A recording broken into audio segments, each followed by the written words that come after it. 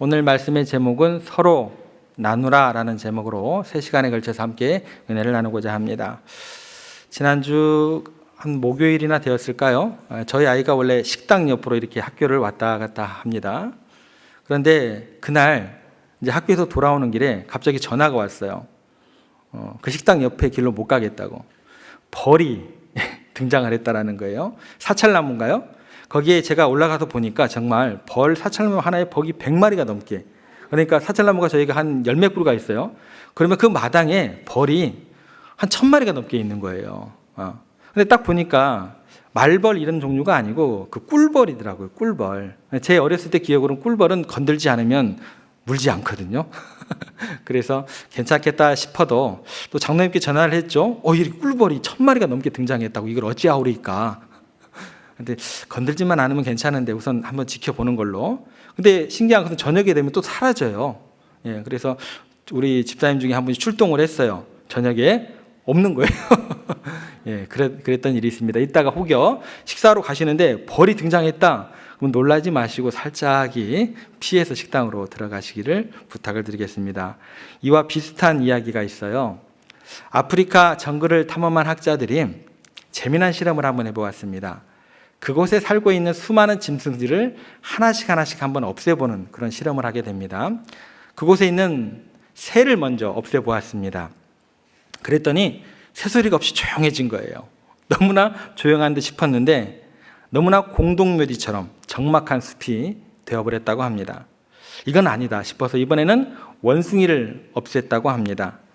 이가지 저가지 옮겨다니면서 나뭇가지 꺾고 숲을 그렇게 망가뜨리는 그런 원숭이인 줄로만 알았는데, 원숭이들이 떠난 숲은 나뭇가지들이 서로 뒤엉키기 시작하더래요. 그리고 뒤엉켰다 있던 그런 나무들이 서로 상하게 하고, 그러다 보니까 나무들이 썩어져 가더라는 것입니다. 마지막으로 이제 징그러운 뱀들을 이렇게 다 한번 제거해 보았다고 합니다. 그랬더니 천적이 없어진 그 자리에 쥐들이 날뛰기 시작하게 되었습니다. 그리고 쥐들로 인해서 해충을 잡아먹던 벌레들이 또 모두 없어짐을 통해서 그 숲이 병들어 죽어가게 되는 그런 모습을 보게 되었습니다. 하나님께서 만드신 자연은 모든 것들이 공존할 때에 건강하게 되어지고 질서가 사로잡히는 그런 모습을 보이게 됩니다. 하나님께서 서로 돕고 공존하며 관계가 아름답도록 그렇게 모든 것들을 창조하셨다라는 것입니다. 제가 늘 감사하는 것이 있습니다. 저는 저 혼자더라고요. 그러니까 저와 전혀 다른 성격을 소유한 다른 분들이 함께 계시기 때문에 더불어 가게 하신 그 하나님의 은혜가 제게 항상 기쁨이 되고 또 행복이 되더라는 거예요. 저 같은 사람 제가 마주보고 있으면 괜히 기분만 안 좋아질 것 같아요. 그래서 그 하나님께 항상 감사하고 있습니다. 어쩌면 인간들은요, 넓은 의미에서 서로가 서로를 돕는 헬퍼입니다. 돕는 관계로 하나님께서 우리에게 허락하셨다라는 거예요. 여러분, 하나님께서 여러분들을 바라보실 때 여러분들이 완벽하기 때문에 여러분들을 향한 하나님의 감격이 나오는 게 아닙니다. 여러분들은 부족하신 분들이에요.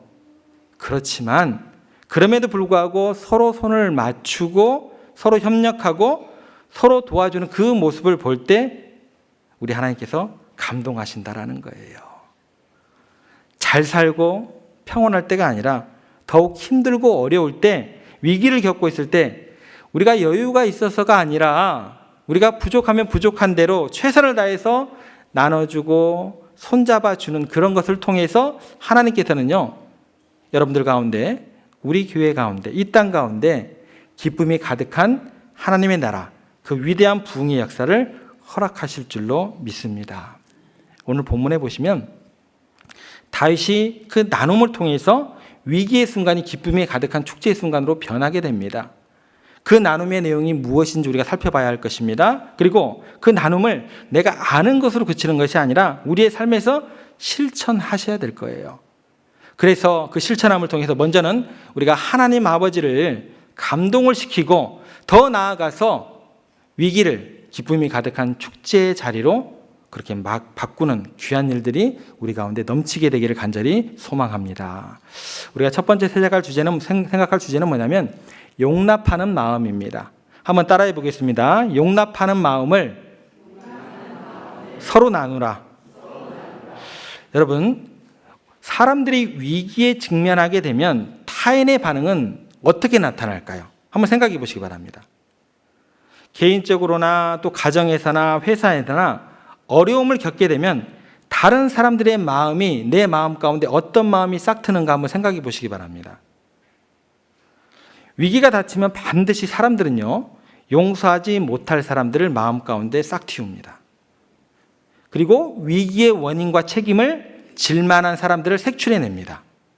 그래서 위기의 순간에 공동체는 어떻게 되냐면 더 깨져요.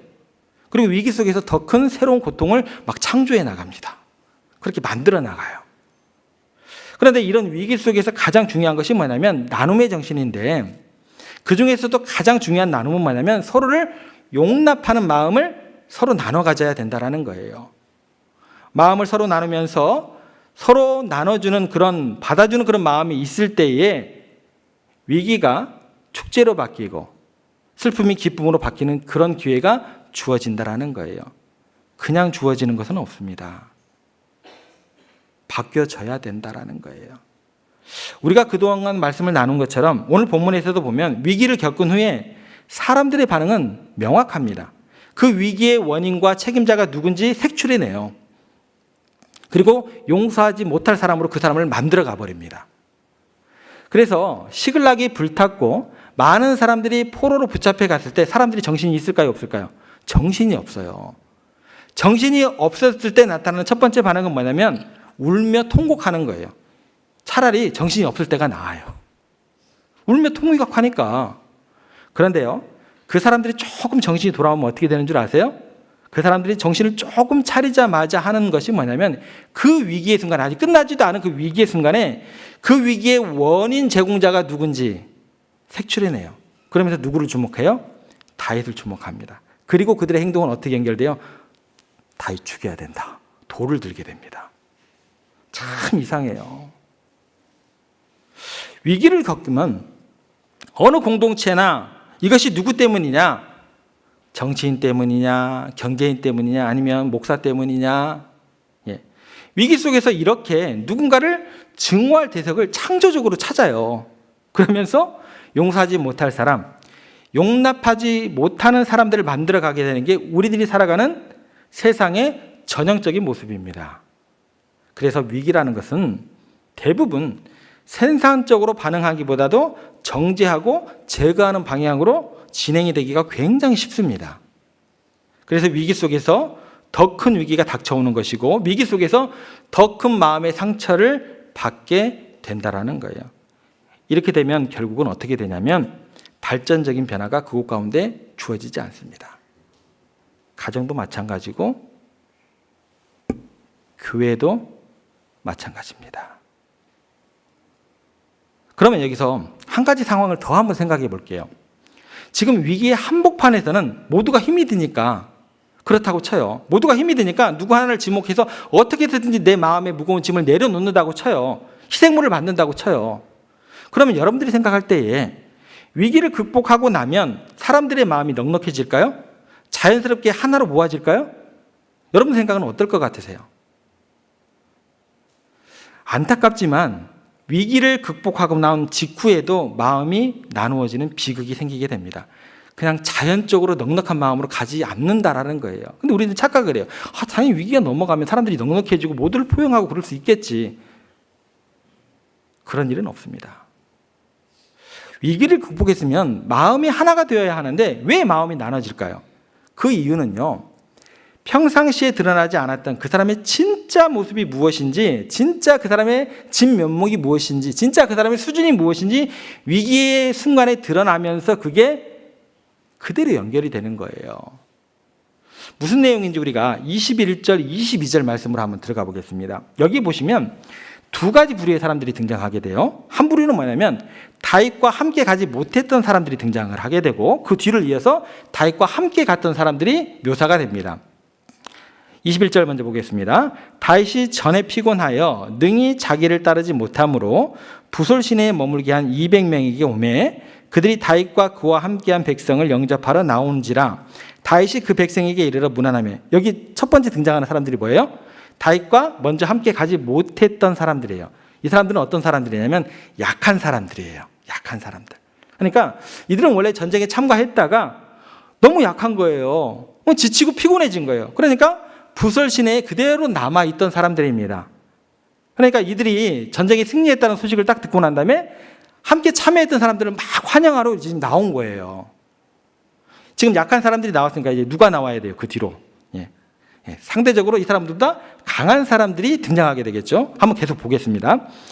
다윗과 함께 갔던 자들 가운데 약한 자와 불량배들이 다 이르러 그들이 우리와 함께 가지 아니하였은즉 우리가 도로 찾은 물건은 무엇이든지 그들에게 주지 말고 각자의 처자만 데리고 떠나가게 하라 하는지라. 다윗과 함께 갔던 사람들은 어떤 사람이에요? 굉장히 강하고 용맹스러운 사람들이 그 뒤에 나옵니다.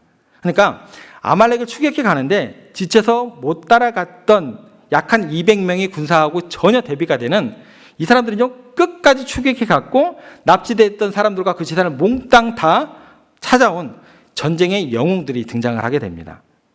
그런데요, 이 사람들이 전쟁에 참여해서 위기를 극복하는데 공을 세운 이 사람들이 약해서 중간에 쉬었던 사람들을 용납이 안 되는 거예요.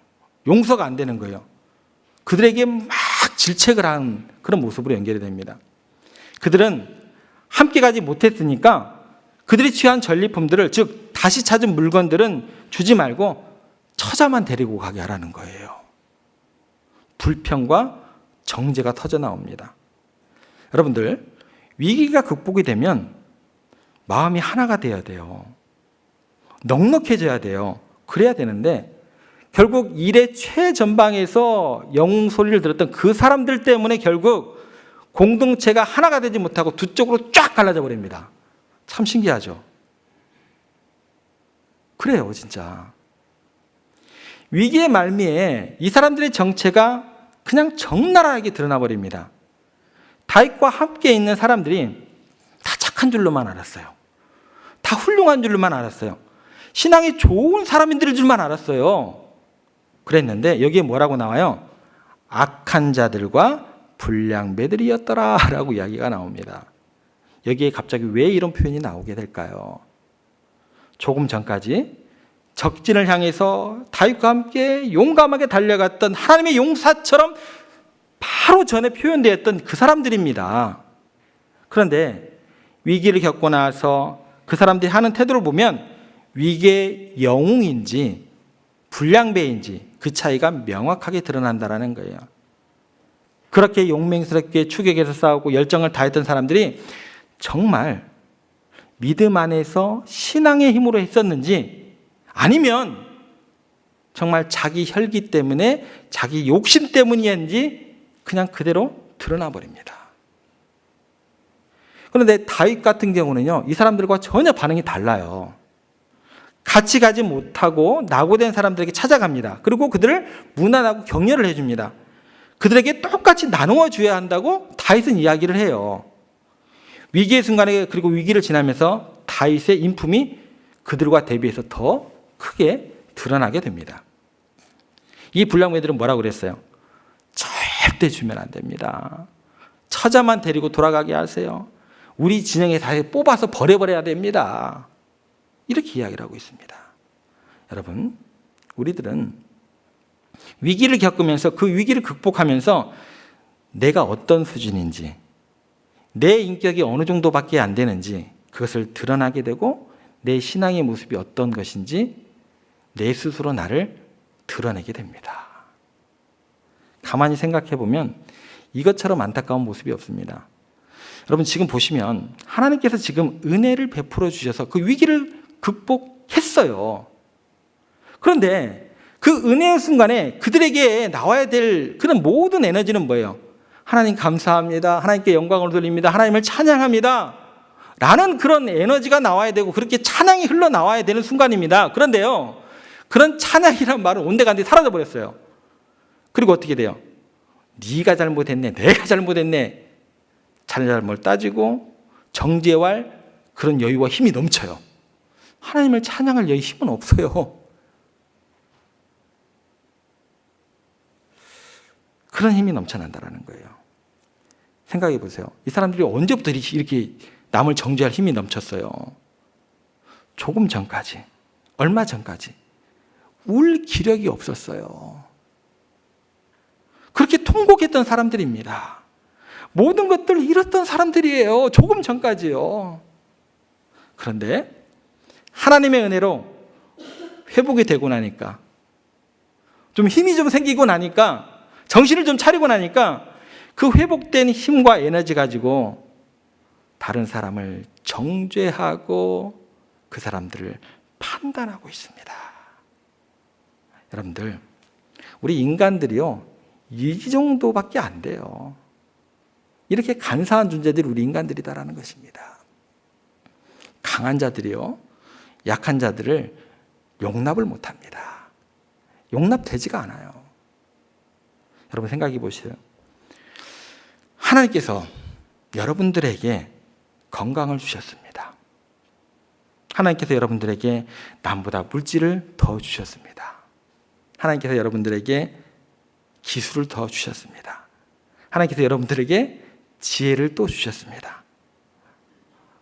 언제부터 그렇게 훌륭해지셨습니까? 언제부터 그렇게 부유해지셨습니까? 언제부터 그렇게 똑똑하셨습니까?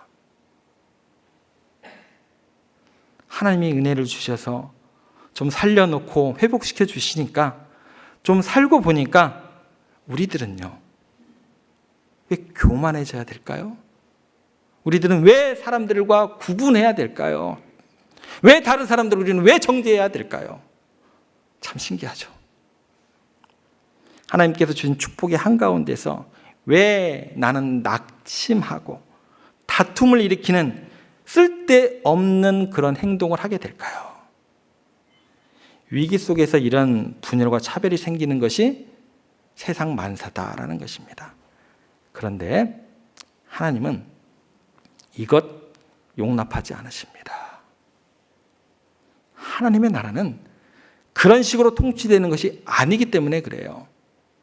약한 자들도 있고 강한 자들도 있기 마련입니다. 다 똑같이 강할 수가 없어요.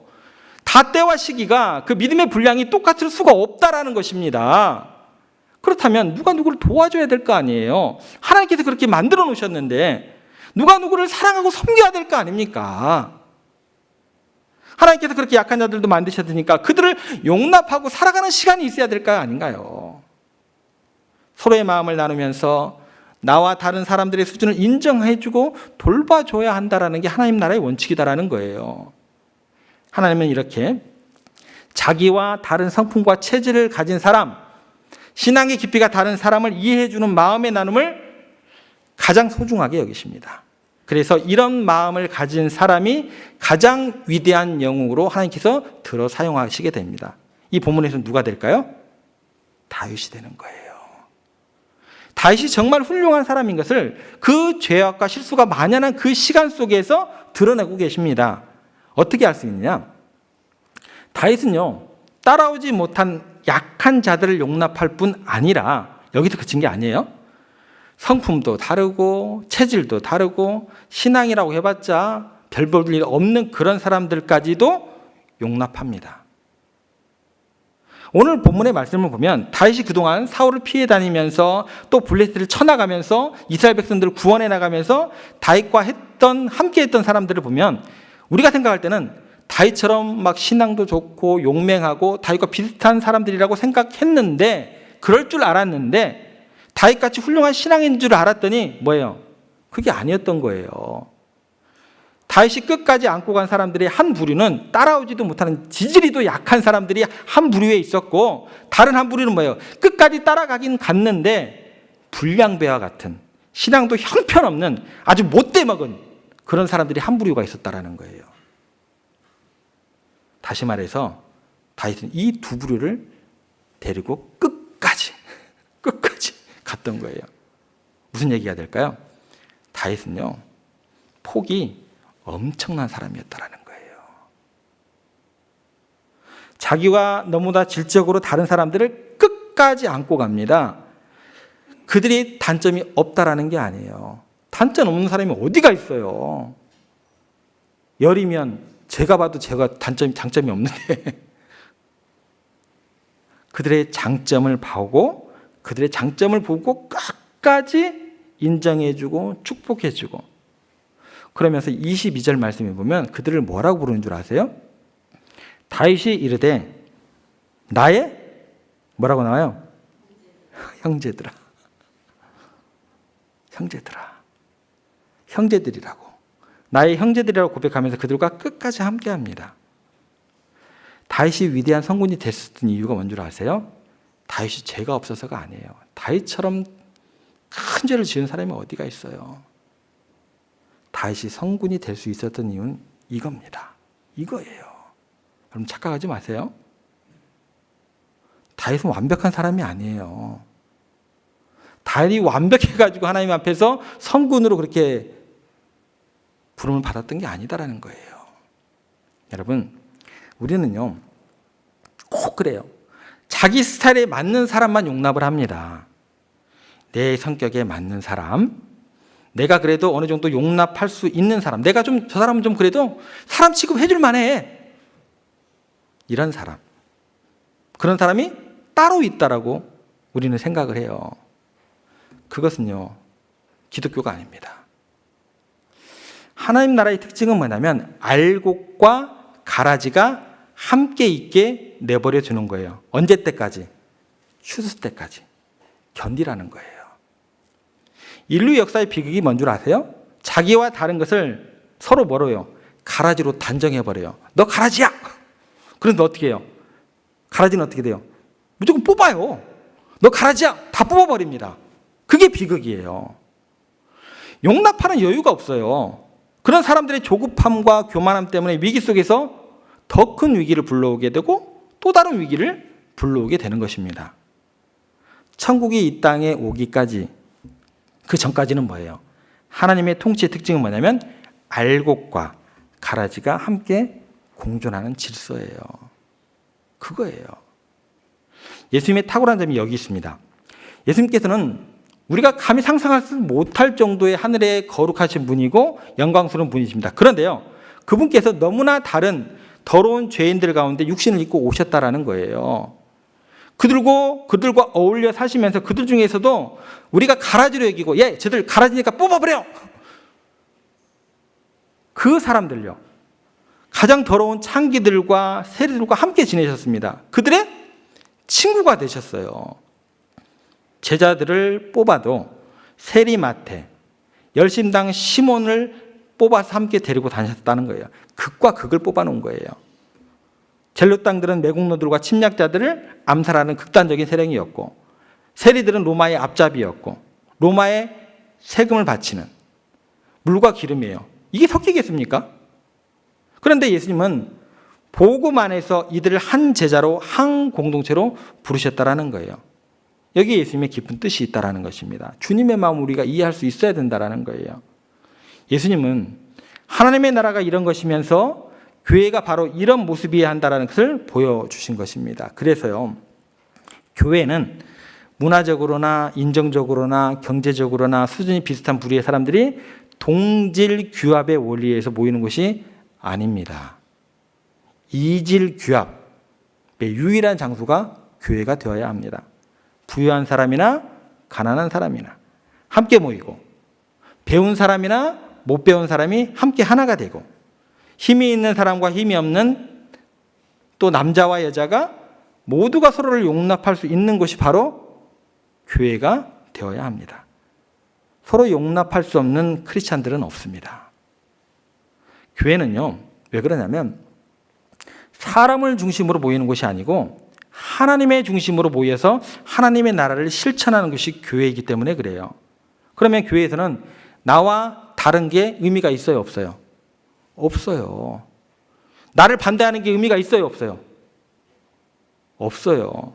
만약 여러분들께서 교회가 나를 위해서 존재하는 곳이라고 생각을 하신다고 한다면 나와 다르거나 나를 반대하면 용납하지 마세요. 그냥 가라지로 여기고 다 뽑아버리세요. 던져버리세요. 그냥 함부로 대하시면 됩니다. 어떨 때? 교회가 하나님을 위해서 존재하지 않고 나를 위해서 존재한다고 한다면 그렇게 하시면 돼요. 그런데요, 교회는 하나님을 위해서 모이는 곳이지 나를 위해서, 목사를 위해서 모이는 곳이 아닙니다. 그렇기 때문에 하나님의 일을 한다는 게 뭐냐, 정확하게 규정 지으셔야 돼요. 하나님의 일을 하는 것은 교회를 막 어마무시하게 막 지어서 막 그걸 하나님께 봉헌하고 여러분들이 막 엄청난 어떤 그런 기획을 해가지고 엄청난 행사를 하는 게 그게 하나님의 일이 아니에요. 그게 하나님의 일이 아니에요. 하나님의 일은 나와 다른 사람들을 용납하는 것 자체가 하나님의 일 중에서 가장 중요한 일입니다. 그게 예수님께서 이 땅에 오신 이유예요. 정치적인 색깔이 다르고 이념이 달라도 하나님의 사람들이기 때문에 사랑하고 섬기는 거예요. 여러분, 교회에서 정치 얘기는 아무 쓸데기 없는 얘기예요. 교회에서 이념이 달라도 함께 하나님 중심으로 뭐예요? 예배 드리는 곳이에요. 북한이 용납이 안 되세요? 남북이 서로 용납하지 못할 상태로 서로 제거하려고 하면 돼요, 안 돼요? 안 됩니다. 모두가 하나님 나라의 일꾼으로 하나가 되어야 합니다. 함께 하나님 앞에서 남과 북이 무릎을 꿇을 수 있어야 되는 것이고, 함께 하나님 안에서 거룩한 백성이 될 수 있어야 되는 게 남과 북이다라는 것입니다. 목사들이 무슨 얘기를 하는 거예요, 지금? 각각 특색에 따라서 다른 영역에서 하나님의 뜻만을 성취하기 위해서 헌신하는 곳이 어디예요? 교회입니다. 의견과 성향이 다르기 때문에 아이, 나는 교회 못 다니겠어, 이런 말이 나올 필요가 없는 곳이 어디예요? 거기가 교회예요. 도대체 이 땅의 믿음의 백성들은 교회를 무엇 때문에 나가는 걸까요? 하나님을 바라봄으로 서로 다른 사람들을 사랑하는 것이, 그게 뭐예요? 그게 하나님의 일이라니까요. 그게 하나님의 일이에요. 부자와 가난한 자들의 차별이 없어지고 귀한 자와 천한 자들의 입장이 바뀌어서 하나님의 나라를 맛볼 수 있는 곳이 교회가 되어야 합니다. 그리고 이런 모델을 교회가 이루어가면서 세상에 어떻게 해요? 등불과 같이 비춰줄 수 있어야 돼요. 그게 교회의 진정한 목적이고 참된 의미가 될 수 있어야 된다는 것입니다. 그게 교회의 모습의 전부입니다. 사도 바울이 이런 고백을 해요. 약한 자와 강한 자가 함께 어우러져야 된다고. 뭐라고 얘기를 하세요? 몸의 연약한 부분이 더 요긴하게 쓰인다고 그렇게 이야기를 합니다. 여러분, 우리는요, 완전하기 때문에 하나님께 부름받고 사랑받은 자가 된 게 아닙니다. 여러분들께서 훌륭하시기 때문에 하나님께 택함 받은 것이 아니고, 부족하고 하나님께 어울리지 않는 죄인들이지만 하나님이 여러분들의 부족함을 용납하는 마음이 있으셨기 때문에, 용납하는 마음으로 대해 주셨기 때문에, 그 하나님의 사랑 때문에 우리가 구원받은 거예요. 우리의 서로 다름을 용납하시기를 바랍니다. 로마서의 핵심이 뭔 줄 아세요? 이신칭입니다. 이것의 초점은 이신칭이 자체가 아니에요. 차별철폐입니다. 오직 믿음으로니까, 믿음 빼놓고 나머지는 다 의미가 있어요, 없어요? 없는 거예요. 차별이 없다는 거예요. 모두가 뭐예요? 같다라는 거예요. 목사나 장로나 권사나 다 같다라는 거예요. 심지어 이국과 예배하지 못하는 미래의 하나님의 백성들마저도, 세상마저도 뭐예요? 차별이 없는 거예요. 그게 복음입니다. 에베소서 4장 2절 말씀에 이런 말씀이 있습니다. 저희가 함께 읽습니다. 모든 겸손과 온유로 하고 오래 참음으로 사랑 가운데서 서로 용납하고 평안에 매는 줄로 성령이 하나 되게 하신 것을 힘써 지키라. 여기 보시면 모든 겸손과 온유로 하고 오래 참음으로 사랑 가운데서 서로 용납하고 평안에 매는 줄로 성령에 하나 되게 하시는 이것을 지키시기 위해 부름받은 존재들이 우리들입니다. 진정한 의미에서 위기의 극복은 바로 우리가 하나 되는 데 있다라는 걸 기억하시기 바랍니다. 그래서 위기 때문에 마음이 나뉘는 것이 아니라 위기 때문에 서로를 불쌍히 여기고 용납이 가득한 그런 가정과 교회와 이 나라와 민족이 되었으면 좋겠습니다.